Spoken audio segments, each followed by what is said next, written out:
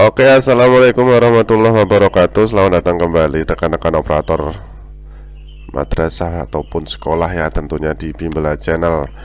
Bahasan kita kali ini terkait dengan permasalahan-permasalahan yang ada di Verbal PD miliknya Pusdatin ya, Bapak Ibu semua. Oke, kali ini kita akan melihat ya, yang pertama adalah terkait dengan NISN atau NISN ya. Jadi mekanisme penerbitan NISN seperti apa? Yang pertama, siswa SD atau MI atau PAUD ya, itu sudah masuk di Dapodik untuk umum dan EMIS untuk Kemenak ya. Kemudian pastikan data induk Pusdatin tersebut sudah terisi. Siswa tersebut memiliki NIK, kemudian KITAS ataupun kartu izin menetap sementara ini bagi warga negara asing. Nah, itu aja ya syarat-syaratnya Bapak Ibu ya. Silakan, nanti juga akan otomatis muncul NISN-nya ya. Jadi kalau dibuat infografis semacam ini ya, ada dua tugas, yaitu oleh operator satuan pendidikan dan juga oleh admin Pusdatin. Yang pertama untuk satuan pendidikan, operator ini di sini merekam data peserta didik, kemudian melakukan sinkronisasi pengiriman data melalui aplikasi Dapodik ataupun EMIS. Yang ketiga, operator satuan pendidikan ini memastikan bahwa data yang dikirim melalui aplikasi Dapodik atau EMIS sudah berhasil terintegrasi ke basis data Pusdatin. Selanjutnya 3 langkah yang akan dilakukan Pusdatin. Yang pertama, Pusdatin akan memverifikasi bahwa data peserta didik lengkap dan logis. Yang kedua, Pusdatin menerbitkan NISN. Dan yang ketiga, Pusdatin menyajikan NISN yang berhasil diterbitkan di aplikasi Verbal PD. Oke Bapak Ibu ya, itu terkait dengan yang belum punya NISN ataupun prosedur NISN. Oke, yang kedua terkait dengan residu NISN atau NISN kosong di Verbal PD. Apa yang harus kita lakukan? Berikut ada langkah-langkahnya Bapak Ibu ya. Jadi peserta didik tingkat awal PAUD ataupun di SDMI kelas 1 sampai 6, ini penerbitan NISN ini otomatis per hari ya, selama data NIK dan identitas lolos pemadanan Dukcapil Pusat. Tahapannya, jika NIK dan identitas peserta didik belum valid dari Dukcapil, perbaiki dulu melalui menu perbaikan identitas yang ada di Verbal PD ya. Setelah data dinyatakan valid 100%, maka NISN akan diterbitkan secara otomatis di hari berikutnya. Jadi ini secara otomatis data selalu mengalir ya, baik dari Dapodik ke Pusdatin maupun Pusdatin ke Dapodik maupun EMIS ke Pusdatin dan sebaliknya Pusdatin ke EMIS. Yang kedua, untuk peserta didik tingkat lanjut ya, ini mulai dari kelas 7 ke atas. Yang pertama, untuk menyelesaikan residu kosong, yaitu dengan cara klaim NISN untuk mengaktifkan NISN dari tingkat sebelumnya ya. Yang kedua, langkah yang kedua untuk kelas atas ini ya, pengajuan penerbitan NISN baru dengan mengunggah ijazah dari jenjang sebelumnya. Misalnya dari SD, silakan disiapkan di-scan ijazah dari SD. Nanti di sana akan ada menu penerbitan NISN ataupun klaim NISN ya di Verbal PD. Oke, masalah berikutnya ini terkait dengan penyelesaian residu NISN kosong dengan mekanisme edit NISN. Jadi perlu kita pahami bahwa Pusdatin ini tidak menerbitkan NISN baru secara otomatis bagi peserta didik selain PAUD dan tingkat 1 sampai 6 ya.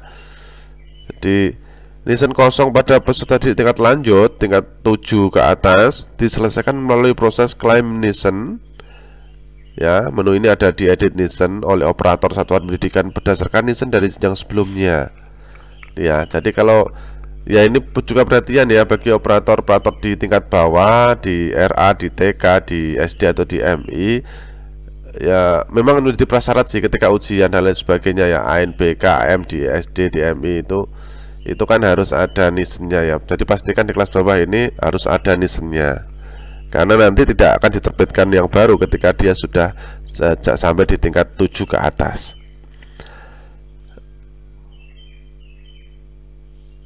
Oke, berikutnya adalah tahapan penyelesaian residu Nielsen melalui, kosong melalui mekanisme klaim Nielsen ya. Oke. Yang pertama, telusuri NISN dari ijazah sebelumnya. Oke. Yang kedua, cek NISN tersebut pada laman nisn.data.kemdikbud.go.id. Nah, lamanya semacam apa? Coba kita search sebentar ya. Oke, kita copy di laman baru sini. Nah, Bapak Ibu. Nah, ini ya. Ini adalah laman untuk mengecek kevalidan Nielsen ya. Silakan cek di sini, masukkan NISN dan nama ibu kandung, kemudian klik CAPTCHA ini, kemudian cari data. Nah, apabila muncul di sini tadi tampil berstatus tidak aktif, silakan ajukan edit Nielsen di Verval PD untuk mengisi Nielsen kosong di Verval PD. Ya. Jika Nielsen tampil berstatus aktif, silakan koordinasi dengan sekolah yang bersangkutan untuk menonaktifkan peserta didik dari pendataan baik Dapodik maupun EMIS. Jadi ini nanti keluarnya ini ada dua, yaitu aktif maupun tidak aktif. Kalau aktif, silakan hubungi sekolah asal untuk menonaktifkan sifat tersebut. Karena sifat tersebut tidak akan dapat ditarik ya, karena dia masih aktif di sekolah lainnya. Atau ketika tidak aktif itu justru lebih enak ya, karena nanti bisa langsung kita edit, bisa kita edit di menu kita, yaitu menu Verval PD di sekolah kita atau madrasah kita masing-masing. Nah, yang ketiga, ketika NISN tidak tampil di laman tadi ya, silakan lapor ke dinas atau ke Kemenak bagi yang madrasah, ataupun ke Pusdatin ya, melalui ULT ya, semacam kontak center ya. Silakan nanti dicari, banyak ya, di browsing, silakan browsing di Google ya. Oke, Bapak Ibu. Sekarang kita lanjutkan klaim Nielsen dengan mekanisme edit Nielsen. Nah, ini lebih detail dijelaskan di sini, disertai dengan gambar ya, keterangan gambar. Syaratnya apa untuk bisa diklaim? NISN berstatus tidak aktif, makanya tadi kalau aktif harus dinonaktifkan terlebih dahulu. Yang kedua, Nielsen yang diklaim harus milik peserta didik yang bersangkutan. Yang ketiga, harus ada bukti, yaitu Nielsen tersebut tertulis di dokumen ijazah. Ini syaratnya harus kita penuhi terlebih dahulu. Tahapannya sekarang yang pertama, pilih peserta didik di menu edit Nielsen ya. Silakan pilih peserta didik di daftar siswa, ketik saja siswanya. Kemudian ketik Nielsen yang ingin diaktifkan pada kolom NISN baru. Ya. Nah, silakan diketik di sini ya. Kemudian klik tombol cek data master. Setelah itu, jika NISN memang valid, lanjutkan dengan mengunggah bukti kepemilikan NISN ataupun ijazah. Ya, silakan diunggah di sini. Jika NISN tidak valid, edit NISN ini tidak dapat dilanjutkan. Makanya harus valid terlebih dahulu, dengan syarat-syarat ini sudah terlewati semua. Kemudian unggah scan ijazah dengan format file JPG, bisa JPG atau PNG, berukuran maksimal 1 MB. Kemudian setelah selesai diakhiri dengan update data. Ini tinggal kita tunggu sambil ngopi-ngopi manis ya, untuk menunggu persetujuan dari pusat. Oke. Itu ya, clear ya Bapak Ibu ya, terkait dengan klaim dengan NISN dengan metode edit NISN. Oke, untuk berikutnya ya, masalah penyelesaian residu NISN kosong ini akan kita buat di video berikutnya ya, karena laptopnya baru ngedrop.